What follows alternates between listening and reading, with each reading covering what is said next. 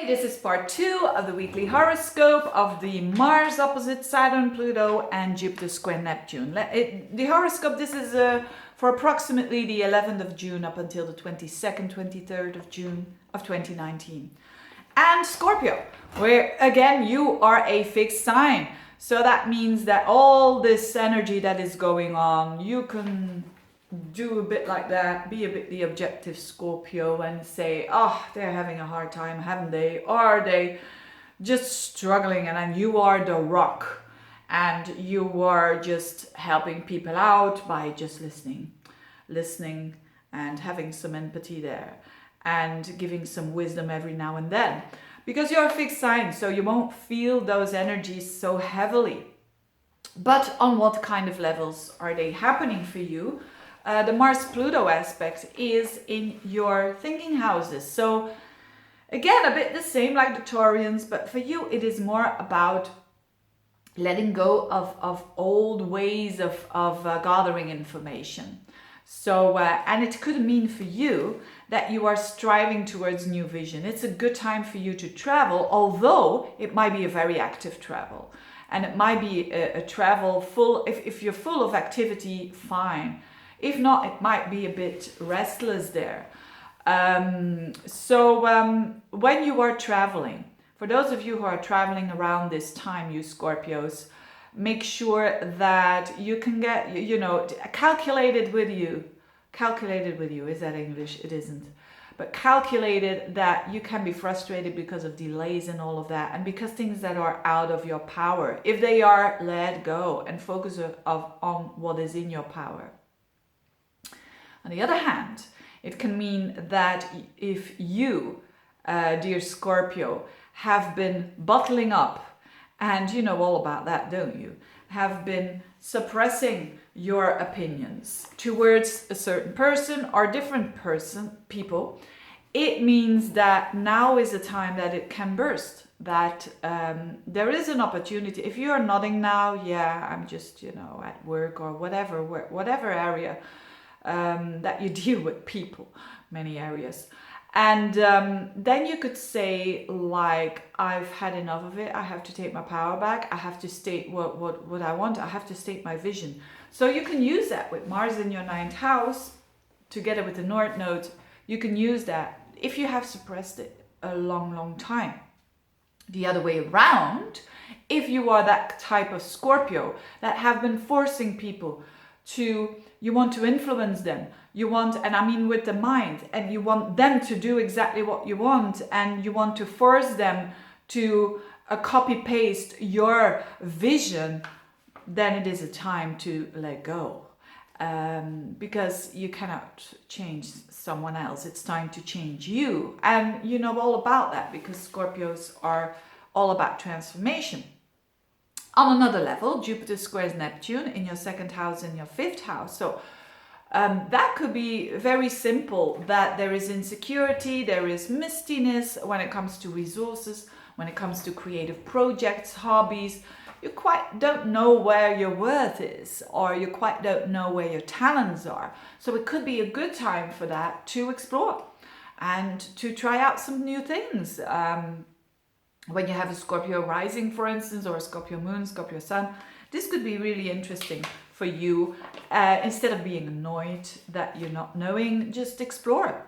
Trial and error, and you'll be fine.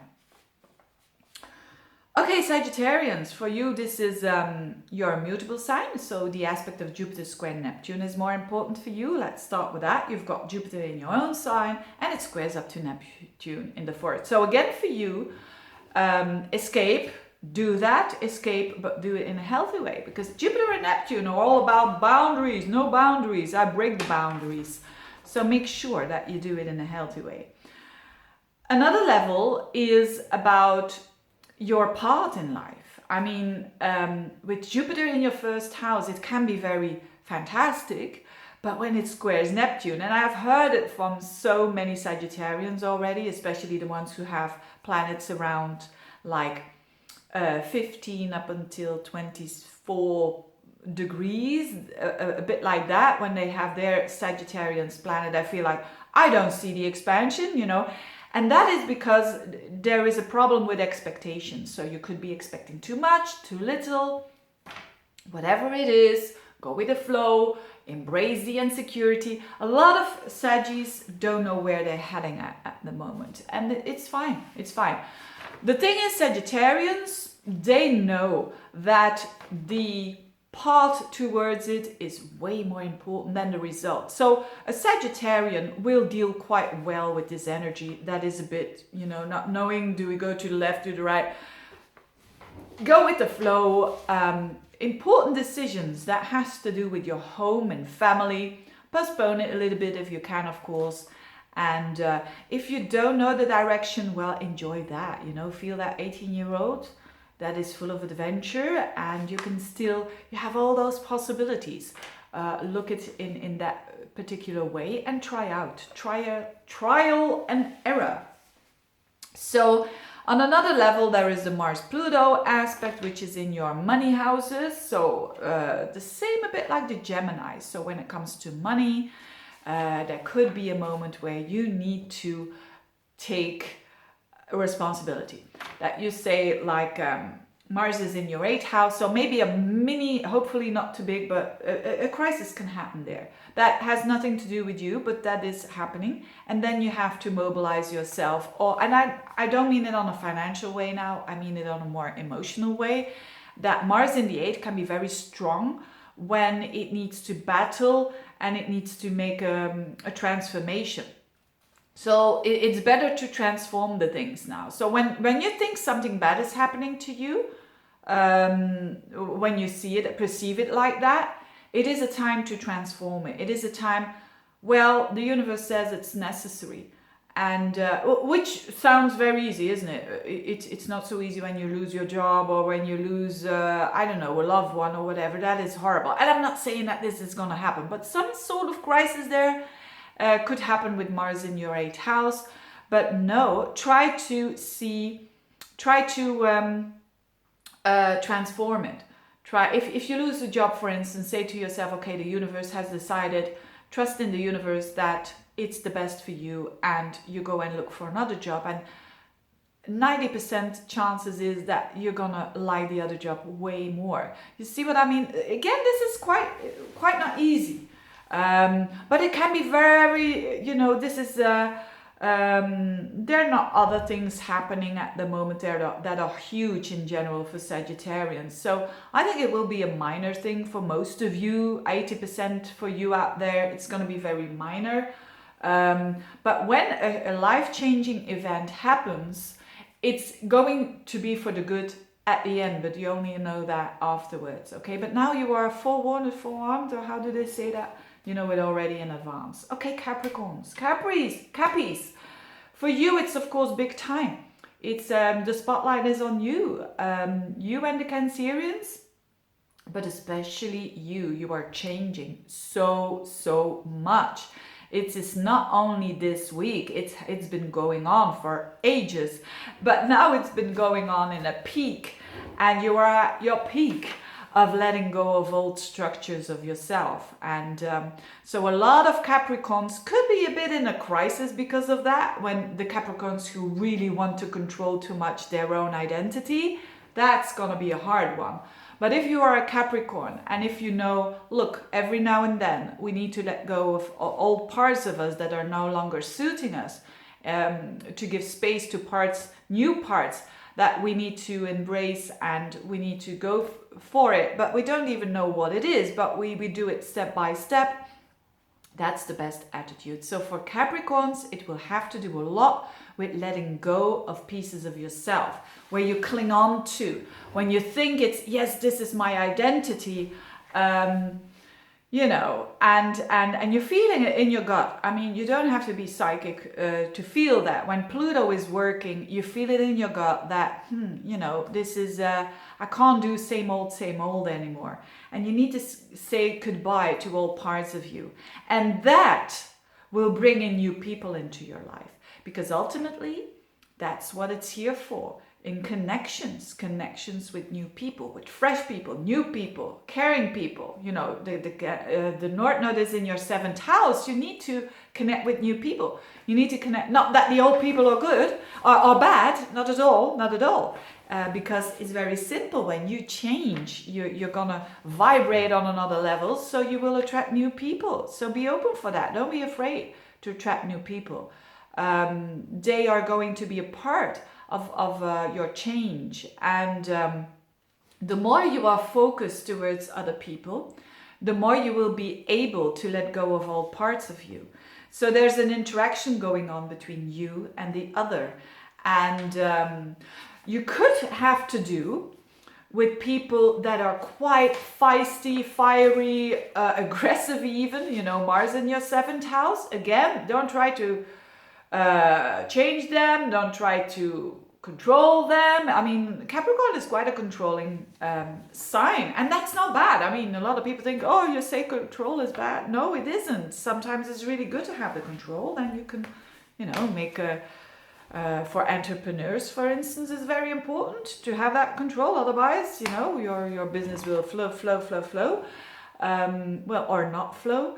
But the thing is, let people be who they are and see from their perspective, because Mars is in the 7th house. So they are at this moment, not always, but at this moment, they are stronger than you.